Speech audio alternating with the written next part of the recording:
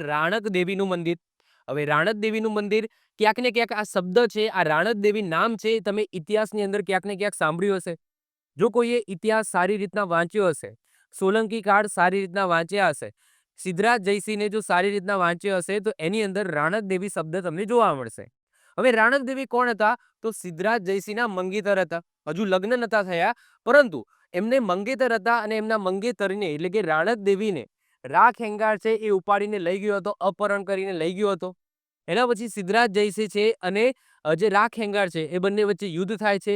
રાખેંગારનો પરાજય થાય છે, સિદ્ધરાજ જયસિંહ જીતી જાય છે. સિદ્ધરાજ જયસિંહ જ્યારે રાણક દેવીને એ રાખેંગાર પાસેથી છોડાવીને હરાવીને જ્યારે પાછા લઈ જતા હોય છે પાટણની અંદર, ત્યારે રસ્તામાં સુરેન્દ્રનગર આવે. તો રાણક દેવી છે એ ઘણો લાંબો સમય સુધી રાખેંગાર પાસે રહ્યા હોય છે અને મનોમન એમને પતિ માની ચૂક્યા હોય છે. તો એ કહેવાય છે એ અપરાધ, એક ટાઈપનો અપરાધ છે. તો એમને આ એક કહેવાય છે કે અંદરથી એવો ભાવ પ્રગટ થાય છે અને એ આ સુરેન્દ્રનગરના વઢવાણ પાસે સતી થઈ જાય છે, એટલે કે સમાધિ લઈ લે છે. તો એ આજે રાણક દેવી મંદિર તરીકે ઓળખાય છે. આ સ્ટોરી તમે ઇતિહાસની અંદર ક્યાંક ને ક્યાંક વાંચી હશે. તો વાત કરીએ રાણક દેવી મંદિર, જે અત્યારે કંઈક આવું દેખાય છે, તો ક્યાં આવેલું છે? સુરેન્દ્રનગર જિલ્લાના વઢવાણ ખાતે આવેલું છે અને આ રાણક દેવીને સમર્પિત છે. આ મંદિરનું જે બાંધકામ છે એ મૈત્રક કાળ પછી અને મારુ ગુર્જર સ્થાપત્ય શૈલીના પ્રારંભિક નાગર તબક્કા દરમિયાન કરવામાં આવ્યું છે. ઇતિહાસ અનુસાર મેં જે સ્ટોરી કીધી એ અહીંયા લખેલી છે.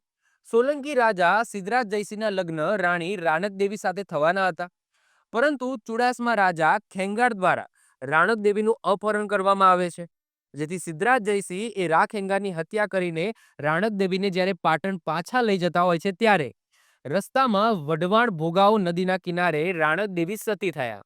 આથી સિદ્ધરાજ જયસિંહે એમને સમર્પિત અહીંયા એક મંદિર બંધાવ્યું છે. ક્લિયર? ચલો એના પછી આગળ વાત કરીએ 51મા નંબરે, એ છે સંતરામ મંદિર. આઈ હોપ સો તમને રાણક દેવી મંદિરની જે સ્ટોરી છે એ ખ્યાલ આવી ગઈ હશે. આપણા ઇતિહાસની અંદર પણ આ સ્ટોરી તમને જોવા મળે છે. આવી જ રીતના ઓછા સમયની અંદર મહત્વપૂર્ણ નોલેજ મેળવવા માટે અને મને સપોર્ટ કરવા માટે આજે જ આપણી યુટ્યુબ ચેનલ ટીચિંગ કિશન ક્લિપને સબસ્ક્રાઇબ કરો.